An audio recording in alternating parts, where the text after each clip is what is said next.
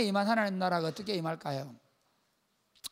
이 땅에 임한 하나님 나라에 대해서 가장 잘 설명해 주는 성경이 어디냐면요, 마태복음 13장입니다.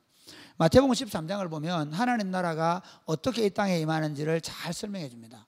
그래서 여러분, 마태복음의 핵심장은 마태복음 13장입니다. 마태복음 13장을 보면 이렇게 되어 있습니다. 뭐라 하냐면요, 어떤 농부가 씨를 뿌려 나가지고 씨를 뿌리는데 어떤 씨는 길가에 뿌려졌다. 근데 그 씨가 길가에 떨어져 가지고 새들이 와서 쪼아 먹어버렸다. 어떤 씨는 돌짝밭이 아닙니다. 사실은 그 보통 이스라엘 여러분 안 가보셨죠? 가보면 어떠냐면 밭이 우리처럼 뭐 돌가르냐 이런 게 아니고 그냥 돌들이 있습니다. 이해가 됩니까? 그 산에 있는 밭처럼.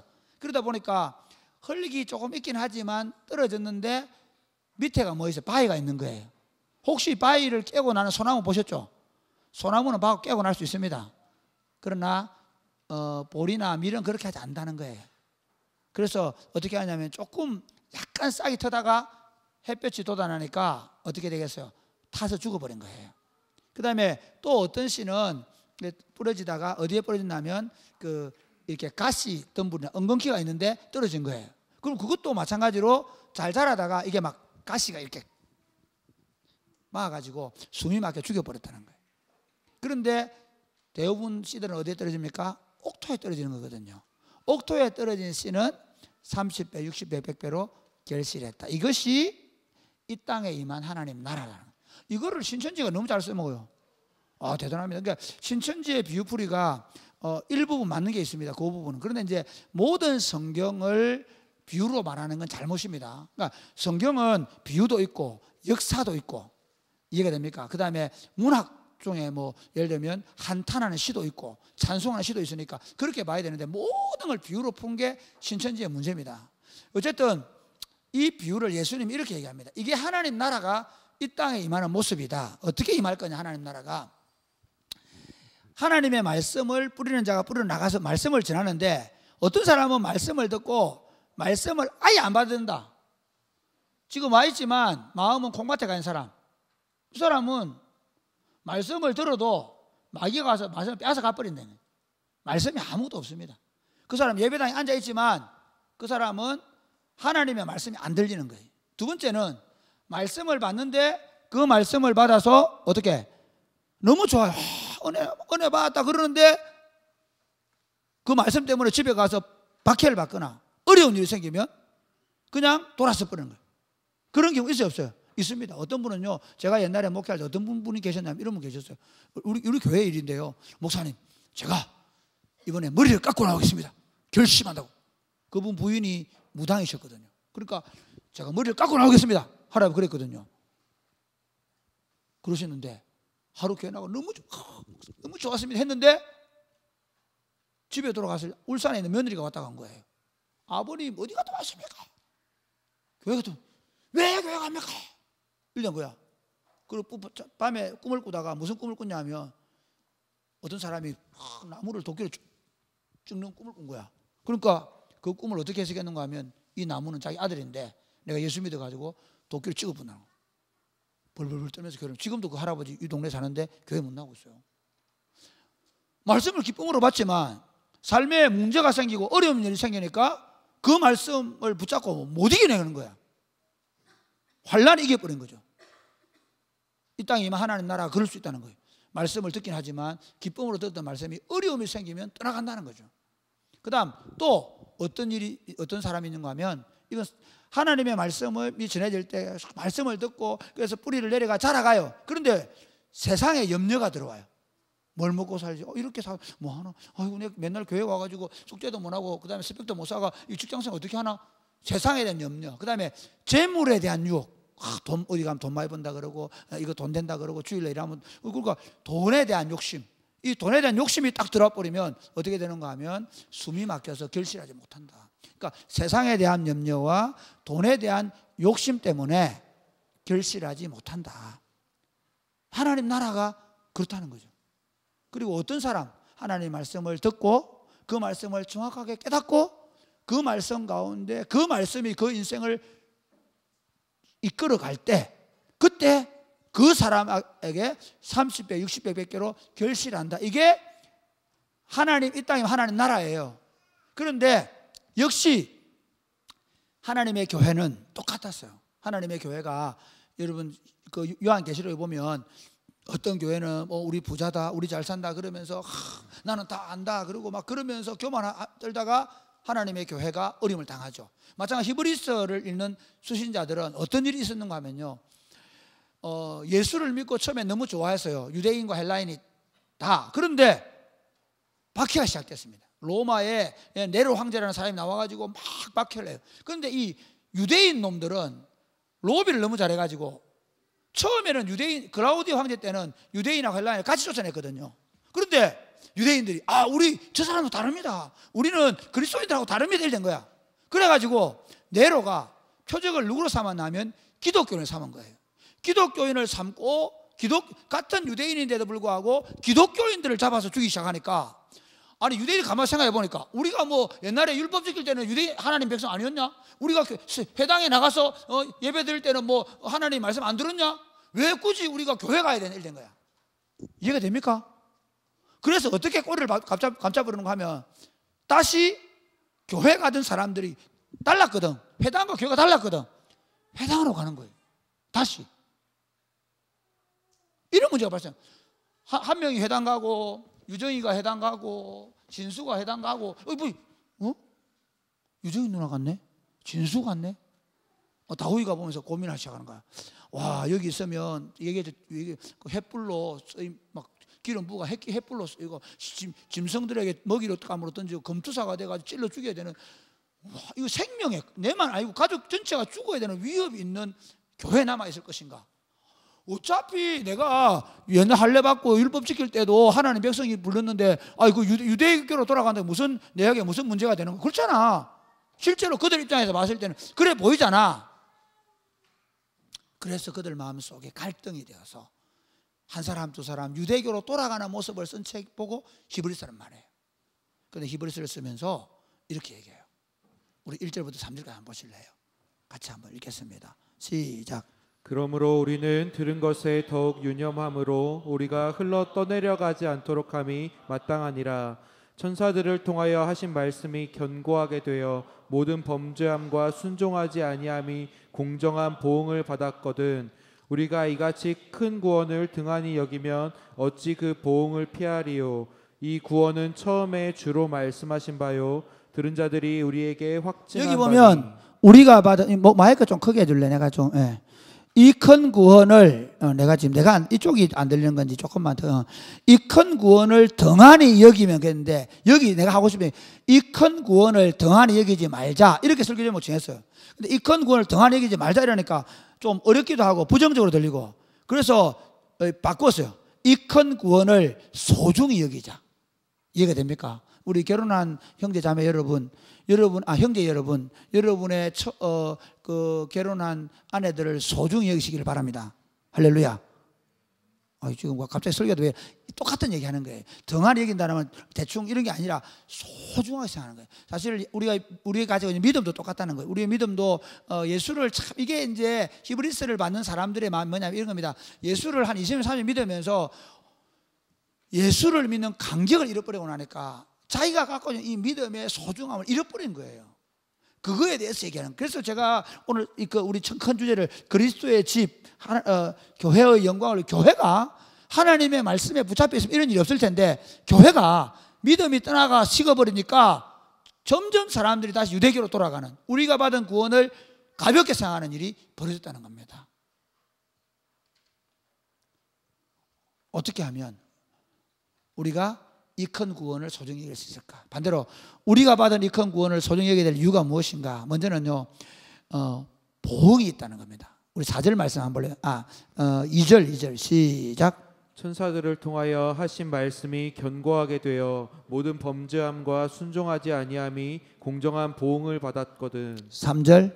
우리가 이같이 큰 구원을 등한히 여기면 어찌 그 보응을 피하리요. 이 구원은 처음에 주로 말씀하신 바요, 들은 자들이 우리에게 확증한 바니. 여기까지만.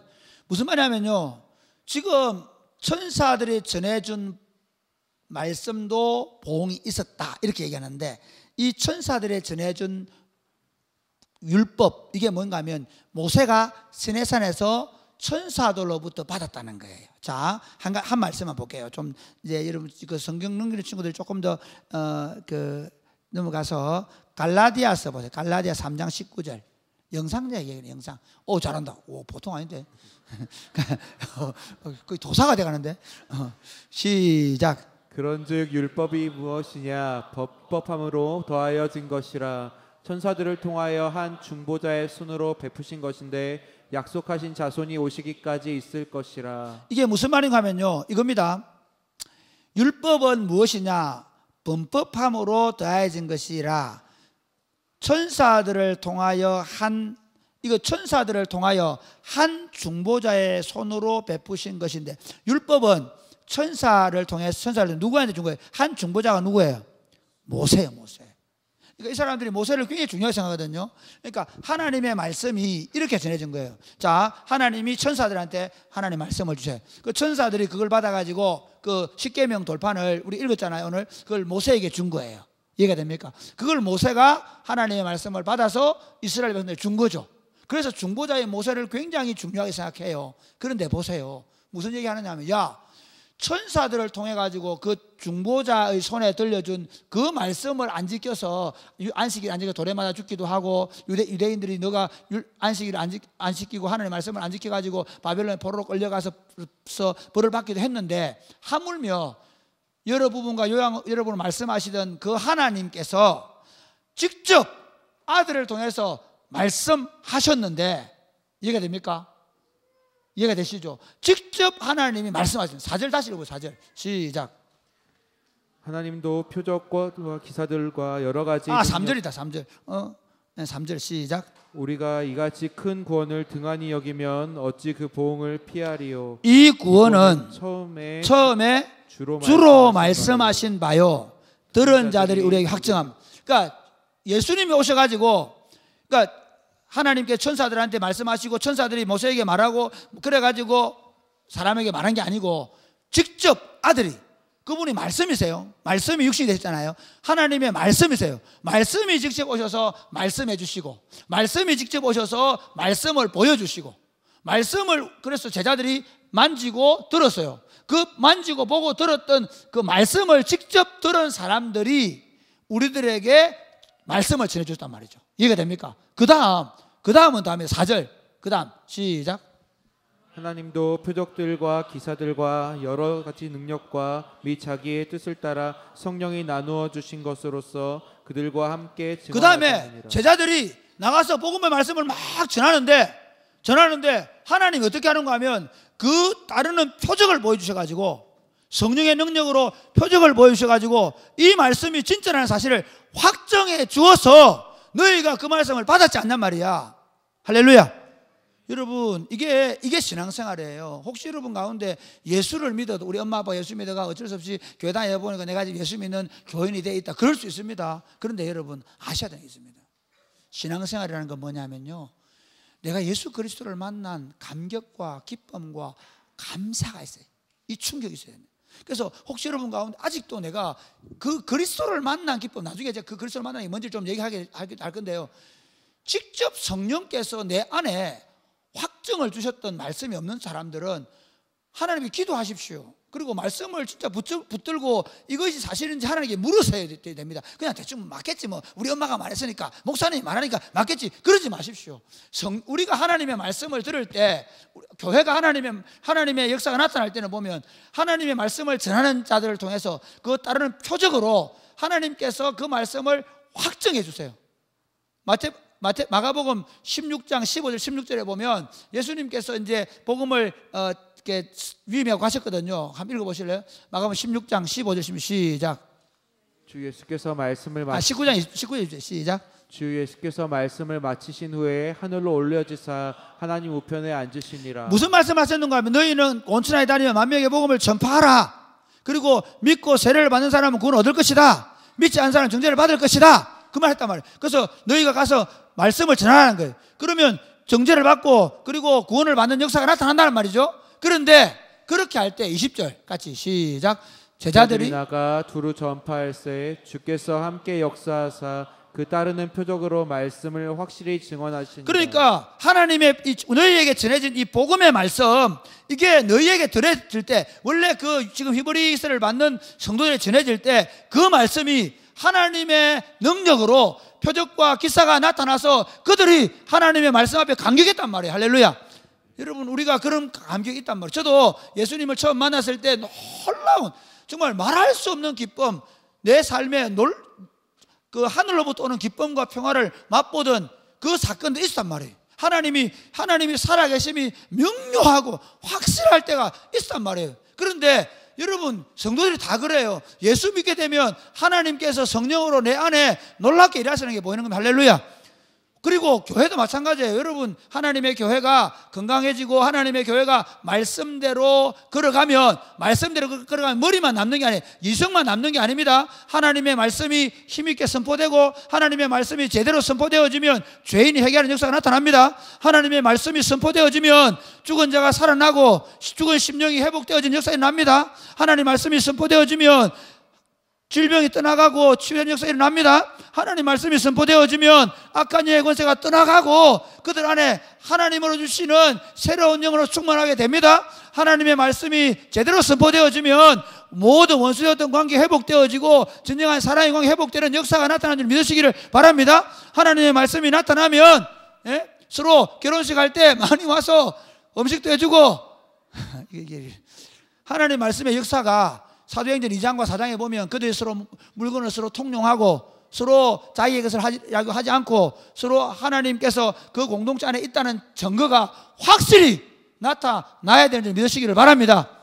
교회가 모여가지고 하나님의 살아계심에 대한 그런 경험이 없다면 사실은 히브리서가 지금 받는 사람들이 그게 없어진 거예요. 이렇게 해서 너희가 처음 복음의 말씀을 들을 때 하나님께서 함께 하셔서 성령의 능력으로 너희가 표적과 기사를 보고 예수를 믿었지 않냐. 그런데 만약에 너희가 이 복음에서 떠나가면 너희에게 보응이 있을 것이다. 천사가 전해준 율법에도 그걸 순종하지 않은 보응이 있었다면 하나님 아버지가 직접 오셔서 말씀하시고 그리고 그 말씀을 전할 때 성령의 능력이 나타났던 그 말씀이 너희 안에 있었는데 너희가 그 말씀을 떠나간다면 너희에게 보응이 있을 것이라는 겁니다. 여러분, 우리는 예수님의 그 복음을 너무 쉽게 어떻게 이해하는가 하면요, 예수 믿으면 구원받는다 얘기해요. 맞아요. 그런데 반대로 얘기해 볼까요? 예수 믿으면 구원받지만 이 말씀을 그대로 붙잡고 살지 않으면, 이 말씀을 대로 살지 않으면 심판받습니다. 예수 믿는다는 것은 내 예수 믿는다고 생각하는 게 아닙니다. 예수 믿는다는 것은 이제 내 정욕과 탐심을 십자가에 못 박고 이제 내 인생의 구주로 주님을 모시고 그리고 그 주님의 말씀을 따라 믿어 순종하는 삶을 살아가는 것입니다. 할렐루야. 이게 명료하게 얘기합니다. 그래서 우리 한번 마태복음 7장 24절부터 한번 보겠습니다. 마태복음 7장 24절, 예수님께서 산상수훈에서 이렇게 말씀, 마지막에 이렇게 같이 시작. 그러므로 누구든지 나의 이 말을 듣고 행하는 자는 그 집을 반석 위에 지은 지혜로운 사람 같으리니 비가 내리고 창수가 나고 바람이 불어 그 집에 부딪히되 무너지지 아니하나니 이는 주추를 반석 위에 놓은 까닭이요. 나의 이 말을 듣고 행하지 아니하는 자는 그 집을 모래 위에 지은 어리석은 사람 같으리니 비가 내리고 창수가 나고 바람이 불어 그 집에 부딪힘에 무너져 그 무너짐이 심하니. 이게 무슨 말이에요? 예수님이 복음의 말씀을 전했습니다. 그래 거기 사람들이 막 듣고 있습니다. 그러니까 예수님이 결론적으로 이렇게 얘기합니다. 너희가 지금 내 말을 듣고 있지? 그런데 있잖아, 이게 비유거든요.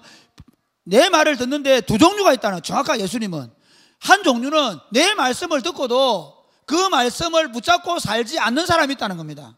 그래서 내 말씀을 듣고도 내 말씀을 붙잡고 살지 않는 사람은 어떤 일이 벌어지냐면, 비가 오고 창수하는, 이 말은 환난이나 어려움이나 세상의 유혹이 몰아치면 어떻게 된다고요?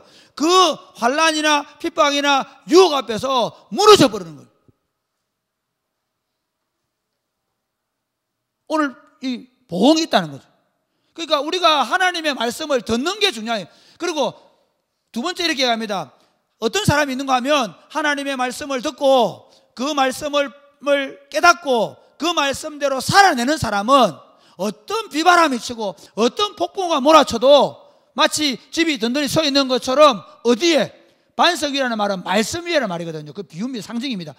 하나님의 말씀 위에 세워진 사람은 절대로 안 무너진다. 그러니까 하나님의 말씀 위에 세워지지 않는 사람은 설교도 듣고 뭐 다 하지만 그러나 어려움이 생기면, 어려운 문제가 생기면 다 떠나간다는 거예요. 여러분 한번 보십시오. 만약에 우리 이렇게 사는데 하나님의 말씀을 전해도 뭐 그러고 뭐 그렇겠지 뭐 하고 지내는데 만약에 누구 너 예수 믿으면 죽는다. 너 예수 믿으면 너 아이들 다 죽이겠다. 예수 믿겠어요? 안 믿어요. 그 얘기하는 겁니다. 그러니까 여러분 지금 이 설교를 들으면서 예수 믿으면 돼 이런 거 안 되는 거예요. 그 당시 히브리서를 받는 사람들은 있잖아요. 예수 오늘 교회당에 나가면 쉽게 말하면 교회당에 나가 앉아 있으면 잡혀가지고 길거리에 햇불로 쓰임 받아야 되는 존재가 되는 거야. 그런데 차라리 그냥 유대인들 중에서 뭐 같이 어차피 하나님 믿는 거니까 회당에 나가 앉아 있으면 괜찮은 거야. 어느 가겠어? 오늘 많은 사람들 있잖아요. 그래 예수도 믿고 그래 뭐 적당히 타협해 가면서 가는 거지 합니다. 예수 믿게 얘기하는 거예요. 안 그렇다는 거예요. 여러분 한번 잘 보실까요? 제가 이번에 어제 금요일 날 지금 우리 이은영 성도님의 어머니가 이제 소천하신다고 제가 어제 임종 예배를 드리고 왔어요. 여러분 제가 죽고 사는 사람들 앞에서 매주 갑니다. 이해가 됩니까? 그럼 뭐 매주까지는 아니어도 뭐 자주 갑니다. 자주 가는데요. 죽고 사는 사람들 앞에서는 지금 우리가 가지고 있는 뭐 돈, 권력 아무것도 소용없어요. 죽고 사는 사람에게서는 예수 그리스도 외에는 없습니다. 할렐루야. 그분들에게 내가 전할 수 있는 건 예수 그리스도의 복음입니다. 당신이 이 복음을 지금 붙잡고 있는 묻는 겁니다. 이 복음이 당신을 구원한다는 것입니다. 그래서 여러분 그럼 뭐 대충 믿다가 나중에 죽을 때 예수 꼭 붙잡지 그게 가능할까요? 그렇지 않습니다. 그 죽음 앞에서 예수를 붙잡는다고요? 그런 일 없습니다. 제가 많이 본 건 뭐냐면요, 오히려 막 죽으면서 그 우빼미 너는 큰아들이 하고 뒷담은 다른 아들 그러고 앉았습니다. 그렇지 않습니다. 여러분 내가 살아온 삶이 내 죽음을 맞이하는 거예요. 내가 무엇을 위해 살고 무엇을 보자고 사는 건 중요한 겁니다. 사랑하는 여러분 묻습니다. 여러분은 정말 여러분의 인생의 기초가 예수 그리스도입니까? 예수 그리스도 그분을 전부로 모시고 있습니까? 예수 그리스도 그분을 얻고 내가 모든 걸 이뤄도 됩니까? 확실합니까? 이것이 우리 인생의 출발이라 합니다. 예수님은 우리에게 요구할 때 예수도 믿고 돈도 좀 가지고 예수도 믿고 권력도 좀 가지고 예수도 믿고 세상의 즐거움도 좀 취해가면서 그래도 된다 그렇게 말씀하지 않습니다. 예수 그리스도가 전부입니다. 예수 그리스도 그분 안에서 그분이 원하시는 만큼, 그분이 기뻐하시는 만큼, 그분이 허락하시는 만큼, 그분이 주시는 건강만큼 가끔씩 제가 최근에 이번 주간에 계속 장인을 만족해가지고 이거 내 부를 건가 이상했습니다. 사실은 암인가? 이번에 온 게 췌장암 걸린 분 갔다 왔거든요. 그분 소화도 안 되고 그래도 암인가? 실제로 제가 이렇게 됐습니다. 예수님 데려가 좋은데요, 우리 오는 인인은 좀 키워놓고 가게 해주세요. 죽음과 삶이 멀리 있지 않습니다. 실제로. 그런데 그 앞에서 정말 예수 그리스도가 내 인생의 전부인가? 나는 그분만을 붙잡고 있는가? 오늘 여러분들이 살펴보시기 바랍니다. 그 주님을 굳게 붙잡을 수 있게 되기를 주님의 이름 축복합니다. 두 번째 보면요, 우리가 이 큰 구원을 등한히 조용히 여길 이유가 뭐냐면 고난을 통하여 우리를 하나님의 아들로 예수님의 형제로 삼으시기 때문에. 같이 해볼까요? 고난을 통하여 우리에게 아들로 형제로 삼아주기 때문입니다. 여러분 이게 무슨 말인가 하면요, 우리를 아들 삼기 위해서 예수님은 엄청난 고난을 받았다는 거예요. 자, 대가가 지불이 보통이 아니라는 겁니다. 그러니까 우리가 받은 이 선물이 엄청난 대가예요. 여러분 혹시 그 갤럭시 10 들고 있는 사람, 갤럭시 노트 10, 갤럭시 노트 10 아무데나 던지고 다니는 사람, 열받으면 팽개치는 사람 아니죠. 내가 어떻게 이걸 장만했는데, 그렇죠? 사실 미안한데 나는 갤럭시 노트 10 못 장만했습니다. 우리 마누라 반대로. 왜? 1번 당신 이거 사봐야 뭐 얼마만큼 쓰겠노? 전화나 걸고 카톡이나 하고 왜 노트 10 써야 되는 이렇게 내고. 두 번째 그 더 중요한 이유가 있습니다. 이거 하면 돈이 얼마고? 7만 원 얼마나 하더라고. 그래서 그 모델 있잖아, 모델 A형 샀다. 그것도 소중히 여기고 있습니다. 제가 무슨 얘기하고 싶으냐면요, 우리가 받은 구원이라는 게 얼마나 얼마나 소중한가. 오늘 우리 5절부터 8절까지 내용은요, 사실 6절에서 8절 인용구거든요. 이게 설교문이기 때문에 제가 인용하듯이 인용을 하고 있습니다. 이 기자가 한번 읽어볼까요? 5절부터 8절까지 시작. 하나님이 우리가 말하는 바 장차 올 세상을 천사들에게 복종하게 하심이 아니니라. 그러나 누구인가가 어디에서 증언하여 이르되 사람이 무엇이기에 주께서 그를 생각하시며 인자가 무엇이기에 주께서 그를 돌보시나이까. 여기까지 한번 봐요. 자, 뭐냐면요, 장차 올 세상에서 하나님께서 천사들에게 복종하게 하심이 아니다. 이 말은 무슨 말인가 하면요, 아들에게 복종하게 할 거라는 거예요. 그런데 그 아들님이 어떻게 오셨는가 하면, 여기 보면 사람이 무엇이간데 주께서 그를 생각하시면 인자가 무엇이간데 주께서 그를 돌보시나이까. 그가 누구냐면 예수님이에요. 예수님.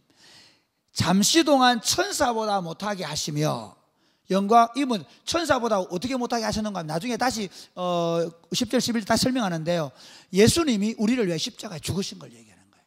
그리고 영광과 존귀로 관을 씌우셨다는 말은 부활하시고 성천하게 하시고 그리고 하나님 보좌 우편에 앉으신 걸 얘기하는 거예요. 이해가 됩니까? 여기서 중요합니다. 이런 천사보다 못하게 하셔서 피조물의 창조주가 피조물이 되고 그걸 본 거예요. 그러니까 뭐 예수님이나 모세나 비슷하게 인생하는 거죠. 그런데 실제로 우리의 구원을 위해서 예수님이 어떤 대가를 지불하냐면 창조주가 피조물보다 못하게 여김을 받으시고 이 땅에 오셨다는 거예요. 그리고 십자가에 비참하게 돌아가셨다. 그런데 하나님이 그를 영광과 존귀로 관을 씌우셔서 부활시키시고 성천시키셔서 하나님 보좌 우편에 앉아 계신다. 알겠습니까? 그런데 읽어보실래요? 그 다음에 계속해서 그 다음 씌우시며 다음에 그 다음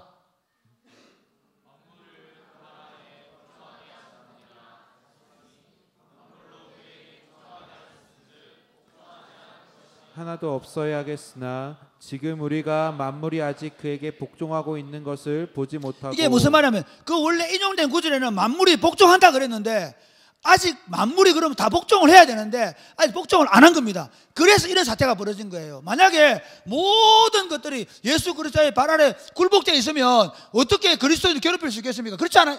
그런데 지금 너희가 있는 상태는 뭐냐면 예수님이 오셔가지고 천사보다 못하게 힘을 받으시고 십자가에 죽었다. 그리고 예수님께서 하나님께서 그를 다시 살리셔서 부활시키시고 그를 성천하게 해서 지금 하나님과 보좌에 앉아 계시긴 하지만 아직 만물을 발 아래 두지 않았다. 만물을 밟고 있지 않다. 만물을 아직 완전히 정복하지는 못했다. 그래서 너가 이런 고난을 다 하고 있다 그 말이에요.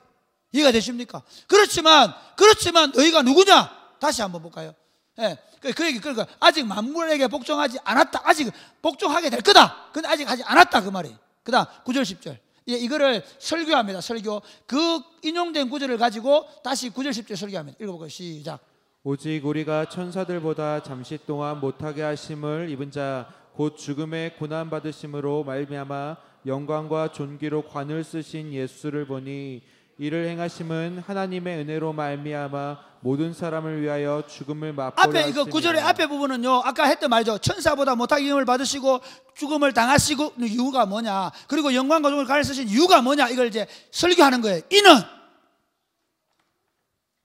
이를 행하심은 하나님의 은혜로 말미암아 모든 사람을 위하여 죽음을 맛보려 하심이라.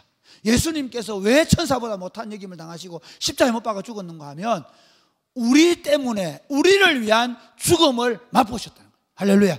우리가 죽어야 될 죽음을 예수님이 죽으셨다 그런 말입니다. 그 다음 10절 시작. 그러므로 만물이 그를 위하고 또한 그로 말미암은 이가 이거 뭐냐면 만물이 그를 위하고 또한 그로 말미암은 이건 뭐냐면요, 하나님을 이렇게 길게 설명해 놨어요. 무슨 말이냐면 모든 만물을 주관하시고 만물을 창조하신 왜 히브리인들에 쓰는 편지이기 때문에 히브리인들은 하나님 이름을 못 불러. 알겠죠? 그래서 히브리인들에게 야 너가 말하는 창조주 세상의 주관자께서 뭐라고 했느냐 같이 그다음 이가 많은 시작.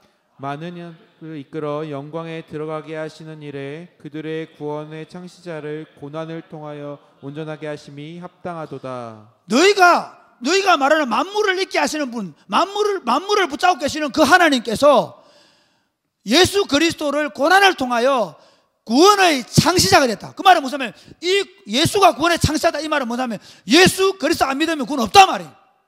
그동안 너희가 율법을 붙잡고 살았던 것은 율법을 붙잡고 산 게 아니에요. 율법을 보면서 아 죄인이구나, 그걸 보면 뭐하노? 아이고 내가 이거 흠이 있구나, 머리가 잘못되구나 아는 것처럼 율법을 볼 때마다 하나님의 뜻은 이건데 맞는데 나는 그리 못 살구나, 나는 죽을 수밖에 없구나, 그래서 누가 와야 돼? 메시아가 와야 된다는 것을 끊임없이 고백하던 시대가 구약의 시대란 말이에요. 그래서 하나님께서 이제 그 우리를 구원해 주실 유일한 구원자 메시아 예수님을 구원의 창시자로 보냈단 말이에요. 그가 우리의 모든 죄를 지고 십자가에 죽으심으로 말미암아 우리의 구원을 완성하셨다. 할렐루야. 그래서 어떻게 됐냐? 자 11절부터 시작. 거룩하게 하시는 이와 거룩하게 함을 입은 자들이 다 한 근원에서 난지라. 그러므로 형제라 부르시기를 부끄러워하지 아니하시고 이르시되, 이거 외우셔야 돼. 11절 넣으면 거룩하게 하시는 이가 누굽니까? 예수 그리스도예요. 그 다음에 거룩하게 함을 입은 자가 누굽니까? 우리들입니다. 여러분 여기서 중요한 게 뭐냐입니까? 거룩하게 하시는 이와 거룩함을 입은 이가 뭐라고요? 한 구원은, 와 이게 여러분 이게 구원이라는 게 어떤 의미인가 하면요, 우리가 지금 많은 사람들이 이렇게 생각하는, 아, 내 교회 나가다가, 절에 나가다가 교회 나가게 됐다, 내가 예수 믿고 있으면 나도 죽으면 천국 간다, 이렇게 생각하는 거예요. 아니고 우리의 구원을 헬라어가 이렇게 얘기해요. 이게 위로부터 태어나는 거예요. 그러니까 내가 예수를 믿는다, 그 말은, 내가 예수를 믿었다는 말은요, 내가 우리 엄마가 원래 준 이 육신의 생명과 태어나서 살다가 하나님이 어느 날 성령을 통해서 예수 그리스도를 믿는 믿음을 내게 선물로 주셨는데, 그건 뭐냐면 하늘로부터 생명을 받은 거예요. 그러면 하늘로부터 생명을 받은 사람이 누굽니까? 예수 그리스도예요.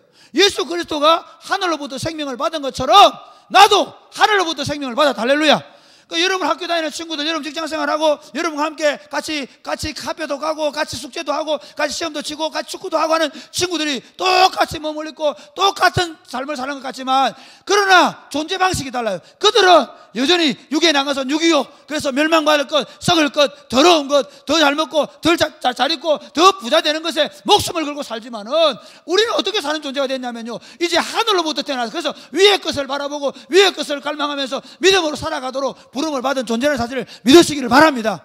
그래서 우리가 누구하고 형제가 됐는가 하면 예수 그리스도 형제가 된 거예요. 그렇기 때문에 우리가 받은 구원은 그냥 대충 시시하게 가지가 아니란 말이죠. 요즘 보니까 뭐 한물 같기는 했지만 애들 유학 갔다 와가지고 다 그래가지고 유학 가서 들어와서도 다 외고 보내가지고, 그 외고 보내가 스펙 쌓아가지고 다 아들을 갖다 외국 보내려고 그래가 인턴 했다고 해가 빠고 그 조국도 하고 누구도 하고 다 얘기 나오죠 이제. 아니 그 부모들 있잖아, 그 별천지를 아는 거야. 어떻게 하면 애들을 좋은 대학 보내고, 어떻게 하면 이 아이를 교수를 만들고, 어떻게 하면 좀 럭셔리하게 살고 아는 거야. 그러면 그 살지 말자. 그럼 나는 그 얘기는 안 한다. 그렇다고 해서 그런 편법 쓰지 마라. 그런데 그 정도가 아니라 우리는 예수를 믿음으로 말미암아 사람들 중에 좀 나은 삶을 살게 된 게 아니라 하나님 백성 되게 하는, 하늘의 생명을 갖게 된 거예요. 할렐루야.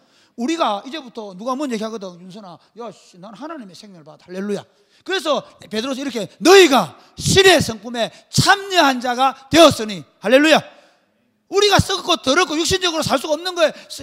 서로 파당짓고 서로 싸우고 서로 정욕을 따라 욕심을 따라 살 수 없는 이유가 뭐냐면, 우리가 이제 신의 성품을 가지고 태어난 거예요. 하나님의 생명을 가지고 태어나고 예수 그리스도와 형제가 된 겁니다. 그래서 하나님이 우리를 뭐라고? 자녀라 부르는 거예요. 12절 같이 시작. 이르시되 내가 주의 이름을 내 형제들에게 선포하고 내가 주를 교회 중에서 찬송하리라 하셨으며. 이게 뭐냐면요, 내 형제들과 교회를 갖다는 거예요. 여러분 교회의 영광이 그거 있습니다. 왜 교회가 왜 누구 결혼한다고 얼굴도 모르는데 와가지고 노래 불러주고, 연옥이 얼굴 잘 모르는 친구들이 와서 1학년들 연옥이 형 누구야 이러면서 왔을 거야. 왜 그렇게 하느냐? 우리가 다 형제입니다. 그러니까 제가 사랑이 곱히는 교회를 왜 이렇게 사랑하느냐, 왜 이렇게 지독스럽게 외골수처럼 우리가 다른 어떤 것이 아니라 오직 하나, 그리스도의 사랑 하나로 뭉쳐야 된다고 얘기하느냐면요, 이 공동체는 하늘의 공동체이고 이 공동체는 하나님의 사랑으로만 교제하게 되어 있는 공동체입니다. 이것도 어떤 이해관계나 어떤 것으로 서로 갈라지고 싸우면 안 되는 거야. 그래서 여러분 진짜 내가 말하고 싶은 게 그런 겁니다. 어떤 친구 그런 얘기하더라고요. 내가 어떤 친구를 만났는데 자기들 교회 가면 진풍경이 벌어진대. 어떤 풍경이 벌어진가 하면요, 잘 들으라, 이런데 서로 막 결혼식 가면 소송한데 왜? 형님 오빠들 있잖아, 서로 요리 엮였다가 저리 엮였다가 요리 꼬는 데 있거든. 무슨 말 알겠지?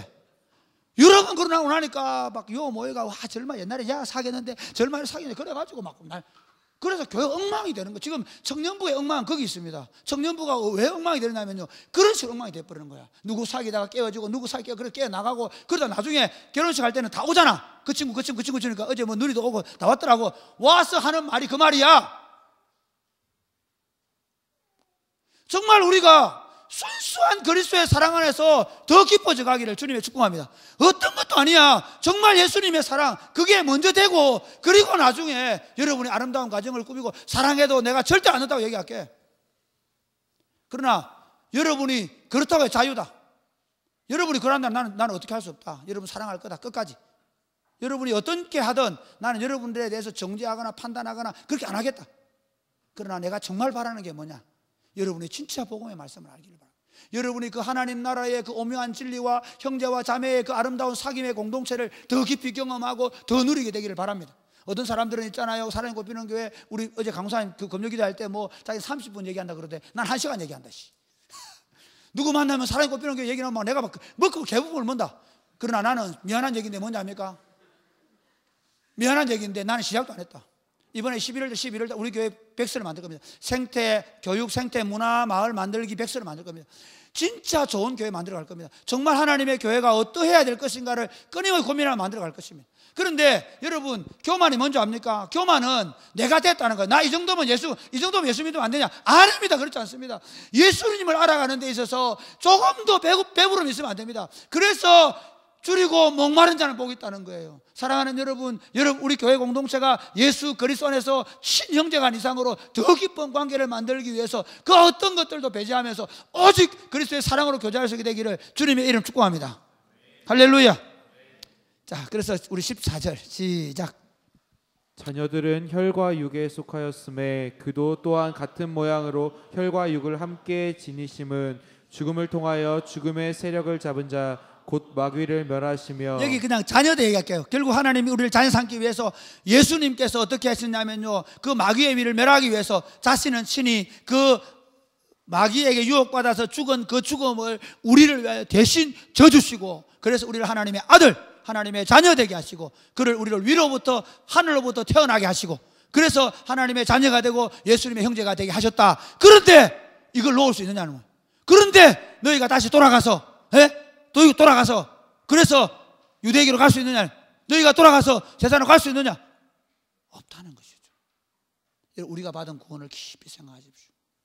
정말 나는 하나님 자녀 맞나? 나는 정말 하나님께서 나를 이 땅에서 아니고 하늘로부터 주신 생명을 받았나? 그 뜨거움이 없으면 기도하십시오. 좀 제발. 미안하지만 다 떠나갑니다. 지금 앞으로 우리 세대는 철저히 물질주의자입니다. 쾌락주의 갑니다. 여러분, 여기 우리 청년부 분위기 좋으니까 여기 뭐 대학 4년 끄덕끄덕 다니지만 여러분이 나중에 직장생활 해보십시오. 직장에 나가보세요. 여러분들이 그래 신앙생활 해낼 것 같아요? 아니, 나중에 여러분 우리 한 10년 지나면 AI인지 인간인지 구분이 안 갈 거야. 그죠? 진수를 만데 이 진수가 진짜 진수인지, 아니, 진수 가죽을 덮었으면 몰라. 이게 인간성 자체가 상실되는 시대가 옵니다. 그런 시대 속에서 진짜 내 삶의 의미가 뭔지도 모르는 그런 시대 속에서, 사람의 생명이 이제는 뭐 AI 하나 없애고 하는 거 뭐 문제가 됐노? 몰라. AI 윤리법 나올지 모르겠지만 최근에도 아이돌 그 뭐 성하는 돌 있잖아. 그거 버린 것 때문에 이걸 버리면 되나? 이거 같이 데리고 살았는데 이런 말 하고 있단 말이에요. 돌도 생명이래 이제. 왜? 재밌는 건 있잖아. 이제 개를, 고양이를 가족처럼 완전히 친가족 됐잖아. 이제는 앞으로 인공지능도 사람 취급을 받단 말이에요. 그렇게 될 수 있습니다. 인공지능 어떻게 대할 건가? 인공지능 죽이면 된다, 아니다? 나올 거야 아마. 그런 속에서 나는 누군가? 그러니까 여러분, 우리가 받은 생명은 인간이 가지고 있는 혈과 육이 아니라 하늘의 생명을 우리가 받아가고 있습니다. 여러분이 진짜 내가 거듭났는가? 나는 하나님의 사람 맞는가? 이것을 점검할 수 있기를 바랍니다. 그걸 위해서 말씀을 읽고 기도하시면 더 깊이 집중적으로 말씀 앞에 서게 되길 주님이 축복합니다. 이걸 알 때 우리가 다시 돌아가지 않는다는 겁니다. 세 번째, 이제 마지막 결론은 간단합니다. 큰 구원을 소중히 여겨야 될 이유가 뭐냐? 우리가 당한 시험을 예수님이 능히 도와주시기 때문이다. 할렐루야. 자, 우리 17절 18절 읽을게요. 15절 16절은 제가 한번 읽어보면서 합시다. 그래, 같이 시간이 없지만 시작. 또 죽기를 무서워함으로 한평생 매여 종로로 타는 모든 자들을 15절 놓아주려 하심이니 이는 확실히 천사들을 붙들어 주려 하심이 아니요 오직 아브라함의 자손을 붙들어 주려 하심이라. 이게 무슨 말이냐면 죽기를 무서워함으로 한평생 매여 종로로 타는 모든 자를 놓아주려 하심이 아니다. 이 말의 의미가 뭐냐면요, 유대인들이 제대로 율법을 믿으면, 제대로 율법을 알면요, 이겁니다. 내가 율법을 했을 때마다 난 죽을 수밖에 없구나, 이해가 되죠. 그래서 어떻게 합니까? 두들 떨면서 양을 잡아고 소를 잡아 드린 거예요. 그런데 예수님께서 어떻게 하냐, 그 양을 잡고 소를 잡는 그 모든 제사를 단번에 패버린 대제사장이 되셨다. 누구를 위해 했냐? 바로 아브라함 자손 너희들 때문이다. 영적인 아브라함, 우리도 마찬가지지만 지금 이 1차적인 수신자는 누굽니까? 유대인들. 너희가 율법 때문에 구원받은 게 아니라 이 율법 때문에 끊임없이 하나님 앞에 진노를 질 것을 고민했는데, 이 율법의 마침이 되신 예수 그리스도가 너희로 하여금 하나님의 자녀가 되는 길을 열어 주셨다. 그렇게 얘기합니다. 그러면서 17절 18절 같이 시작. 그러므로 그가 범사의 형제들과 같이 되심이 마땅하도다. 이는 하나님의 일에 자비하고 신실한 대제사장이 되어 백성의 죄를 속량하려 하심이라. 그가 시험을 받아 고난을 당하셨은즉 시험 받는 자들을 능히 도우실 수 있느니라. 예수님께서 형제가 되셔서 이렇게 한 거예요.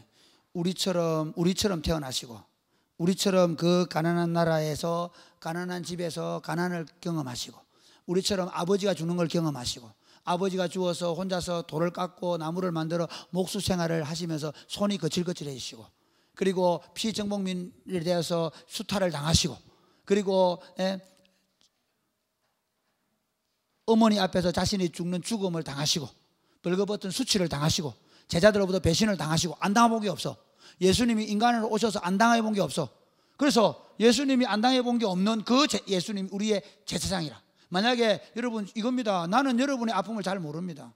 그렇잖아요. 여러분의 고민을 잘 모를 수 있습니다. 왜? 나는 여러분을 잘 모르기 때문에. 근데 예수님은 우리 인간이 당하는 모든 고난을, 그래서 예수님이 인생을 보면 진짜 그렇죠. 예수님이 그 피정복민 집에 태어나가지고, 그리고 그 가난하게 목수의 아들로 살면서 그가 가난한 삶을 살아오셨고, 그리고 십자가에, 사실은 십자가에 죽는 사람이 얼마나 되겠노? 극악한 죽음, 어머니가 본 앞에서 벌거벗겨져서 죽는 그런 수치를 당하신 이 경험을 통해서 어떻게 하고요? 지금 너희가 당하는 고난을 알고 있다는 거예요. 너희가 당하는 아픔을 알고 있다는 거예요. 너희가 당하는 그 힘들고 고독한 상을 알고 있다는 거죠. 그 아시는 분이, 여기 대상이 되었다는 말은 뭐냐면, 그 아시는 분이 하나님 앞에 중보해 주고 계십니다.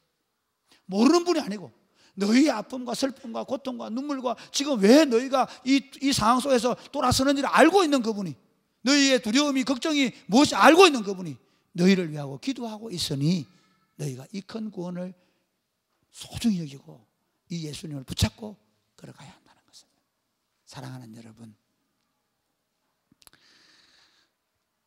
예수 믿는 거 시시하게 보지 않았으면 좋겠습니다. 저는 예수님 17살 예수님 만나서 53살까지 감사한 것 중에 하나는, 특별히 감사한 것 중에 하나는, 사랑의 꽃 피우는 교회 목회하면서, 그전에도 참 제 안에 기쁨이 있었지만 이 목회를 하면서 말씀을 따라 말씀을 보면 볼수록 제가 그 말씀을 살아내지는 못하지만, 그러나 말씀 앞에서 그 말씀이 말씀하시는 것이 무엇인지를 알아가면 알아갈수록, 적어도 17년 목회하는 지금까지의 과정은 정말 하나님께서 어떻게 이렇게 내게 이런 큰 구원을 주셨는가, 어떻게 나에게 이렇게 소중한 것을 주셨는가, 그것이 계속적으로 보여지고는 경험되어지는. 여러분 1차적으로 해야 될 게 뭔지 아십니까? 1절입니다. 이 너희가 들은 것을 유념하여, 더욱 유념하여 흘러 떠나보내지 말고. 할렐루야. 여러분이 들었던 말씀, 그걸 그냥 사람들이잖아요. 설교 듣는 거, 설교 성경 보는 거 너무 쉽게 생각해요. 왜 우리가 금요일날 리더 모임하고, 왜 우리가 설교를 듣고, 리더 모일 때 왜 성경 그걸 똑같이 하고, 어떤 분은 그래요. 아니 목사님 한 번만 하면 될 걸 왜 세 번 합니까? 아니요, 나는 이거 10번 봐, 10번. 정말 이 말씀이 진짜인가? 이 말씀이 진리인가? 이 말씀이 진리라고 알면 내 인생을 건단 말이에요. 하나님의 말씀을 여러분이 유념하고, 그 말씀이 옳은가 판단하고, 그 말씀 위에 서서 이 진리의 말씀을 붙잡고 살아가는 여러분 되시기를 주님의 이름으로 축복합니다. 아멘.